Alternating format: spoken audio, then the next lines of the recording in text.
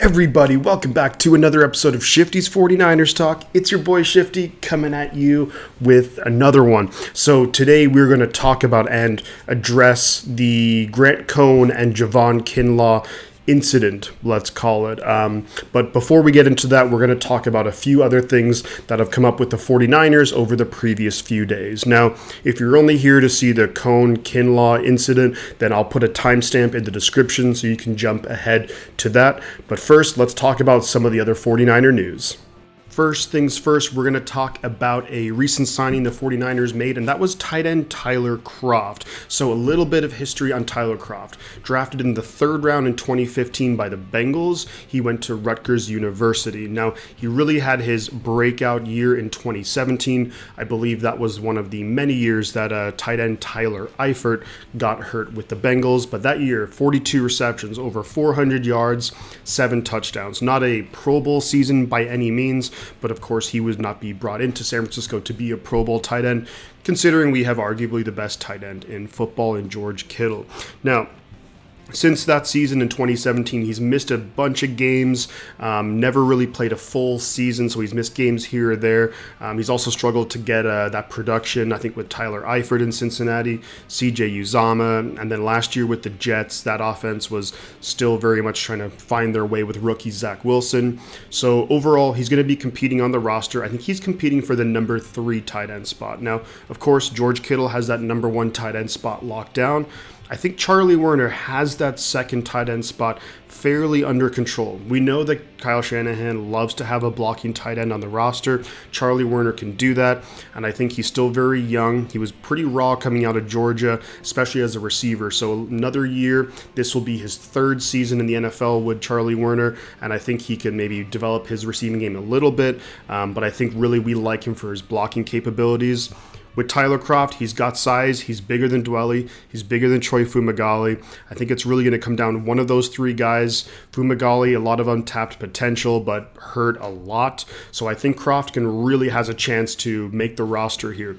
I like Ross Dwelley, don't get me wrong, of course he knows the offense very well, but he's strictly a receiver. He really doesn't do a whole lot, give you a whole lot in the run game, our blocking game. So Kroft has bigger size and definitely has much more abilities to help out in blocking. So I think that actually does give him a little bit of an advantage over Dwelley. So it's going to be a really interesting tight end battle as we go through training camp, OTAs, and then preseason. So I think it's a really solid signing. It gives us a veteran depth at tight end should Kroft make the roster. If he doesn't, then potentially he could be brought back in during the season. Let's just say if we suffer an injury.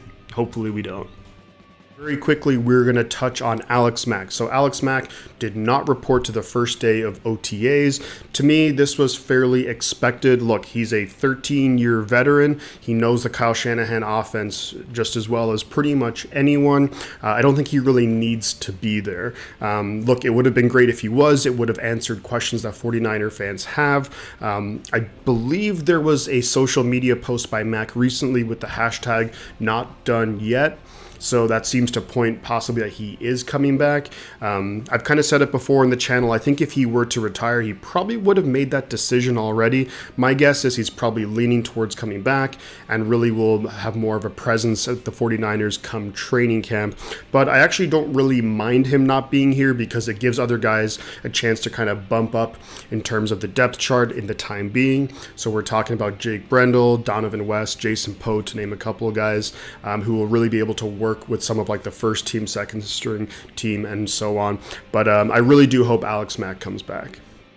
Just before we get into the Grant Cohn and Javon Kinlaw incident, I do want to talk about Trey Lance. Now, I absolutely loved Trey Lance's interview after the first day of OTAs. Of course, the highlight part is he basically says he doesn't care what people, journalists think, reporters think, people on social media think. The only thing that he cares about is what his teammates think and what the coaches think. And that's absolutely the right mentality.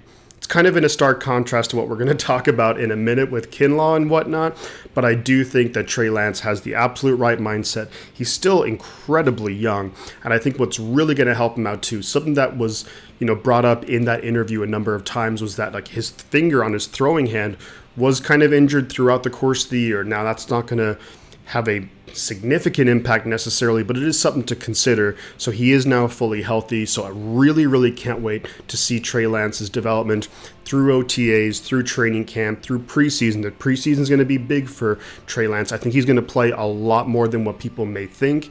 And then I can't wait to see how he does this season. Now for the part of the video that I think many of you are probably here for, and that's going to be my thoughts on the Grant Cohn and Javon Kinlaw incident, we'll call it. So I think this is something that's been boiling up for quite some time now. Ever since Kinlaw has been drafted, I think Cohn has been very critical of him. He hasn't been the best on the field by any means. He's been okay, but not the best. And of course, he's had health issues with his knees, and Grant Cohn has certainly made a point to talk about that. Remember, Kinlaw is only going into his third year. His rookie year, he was on the all-rookie team.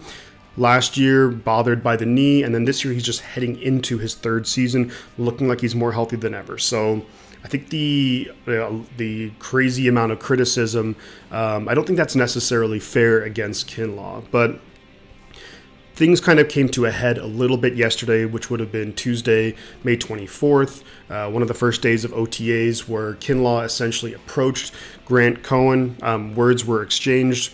Kinlaw was like right up beside him essentially, and I don't think there was no crazy physical altercation, but let's say at least words were very much exchanged. Now, things took a turn then later on that day, where Grant Cohn on his YouTube live stream was talking about, and I think what really set off Javon was the fact that what Cohn said was that, if he hit me, then I would have been a multimillionaire, then I wouldn't have to work anymore, but I guess I have to keep working. I'm paraphrasing, and it's not a direct quote, but you get the point. So it almost seemed like Cohn was trying to push Kinlaw to the point where Kinlaw would get physical, and then from Javon, and then probably from the team also, they'd probably have to pay out some settlement to Cohn. And that seemingly was Cohn's MO, which I don't think any journalist should ever have that kind of mentality. It's absolutely fair to criticize a player, but the things that you really shouldn't do necessarily are make it personal, and then also that to try and push someone to the point where they reach a breaking point. In some ways, Cohn almost reminds me of that like little brother who'll just poke you and poke you and poke you and poke you until you just can't take it anymore. Now, that's not to say that Javon Kinlaw is totally innocent in all of this. Now, I think it's fair for, let's say, his emotions to run high a little bit. Kinlaw's still fairly young, but the way he handled it was not the most professional. I think would be very fair to say. I would have liked if Kinlaw, let's say if he called in and was, maybe he was able to just kind of calm himself before calling in and just really, sometimes you have to take the high road and be the bigger man. But he was really, really just clearly very upset. And I think when he saw the comments that Grant Cohn was saying about the whole, possibly being a multimillionaire if Javon Kinlaw were to lay hands on him or what have you, that Kinlaw just couldn't take it anymore. Now, again, I'm not necessarily defending what Kinlaw said exactly, but I think he's fair to be upset about that. Now, I think probably the perfect scenario would have been he handled it internally with the team and go to the team like, this is what this guy is saying. Can we get his media rights, revoked where he can't come here anymore? That probably would have been the best thing. But sometimes, emotions run high and you just can't handle it and you can't take it anymore. And clearly that's what happened with Javon Kinlaw. So I'll be curious to see how the team handles all of this, whether they decide, hey, Grant, you can't come here anymore, whether they discipline Javon Kinlaw. I don't think that they'll discipline Javon Kinlaw. I'm sure they'll talk to him behind the scenes and be like, don't do that again. But I don't think they're going to discipline him in terms of any fine or anything, because there's so many players who've come to his side as well on this. So current teammates who've come to Kinlaw's defense: Eric Armstead, Tabor Pepper, the long snapper, wide receiver Deebo Samuel, Brandon Ayuk. And then you also have some players who are no longer with the team. So you have Jaquaski Tart, who's still a free agent, who's come to Kinlaw's defense. Raheem Mostert, who's now, of course, with Mike McDaniel in Miami, has come to his defense. And something really interesting, too, is even other sports journalists and sports media, Benjamin Albright basically called Grant Cohn a joke. So that's another interesting take right there. Overall, I think both guys could have definitely handled it better. I think this is one of those cases where pride has really just played a large factor. Ultimately, I think, Cohn will probably be spoken to by the 49ers or what have you. Kinlaw will be spoken to, and ultimately I like to see this get squashed a little bit. Look, Cohn is entitled to his opinions, but I think what really is inappropriate is trying to push a guy who's just doing his job. Like, you can criticize, hey, the guy in the field, he's getting beat by whatever person, or he's not playing well enough, or what have you. I think that's fairly reasonable, but that's clearly not what's happening here. And there's a reason why it's Grant Cohn. It's not like they're, the players have issues with any other reporters, or at least not that we know of. So I'd be curious to see if Grant Cohn maybe changes up his ways a little bit, but I very much doubt it, because look, Cohn's getting a ton of publicity, and you know what they say sometimes, like, bad publicity is better than no publicity. His name's out there all over Twitter. So I think he's probably fairly happy with how all of this has turned out. And I think with the 49ers, they'll just have a talk with Kinlaw and say, let's not do this again, because we got to be bigger, we got to be better than the likes of Grant Cohn. So that's about it. Those are my thoughts on it. I really wish that both guys handled it, better. I do think it's good to see that a lot of Kinlaw's teammates have come to his defense, although I'm not defending exactly what Kinlaw said specifically. I think he was right to be upset about it. So, and I think maybe Cohn will learn a little bit of a lesson. I doubt it, but maybe Cohn will at least try and treat players with a little bit more respect in terms of doing his job as well.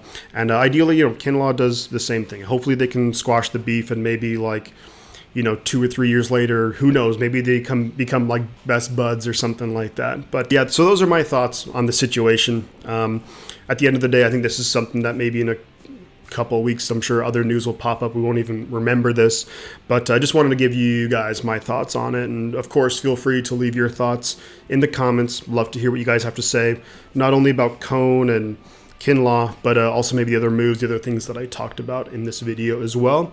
So I'm going to leave it there, guys. But 2 things to say: the butt counts, and I'll catch y'all on the flip side.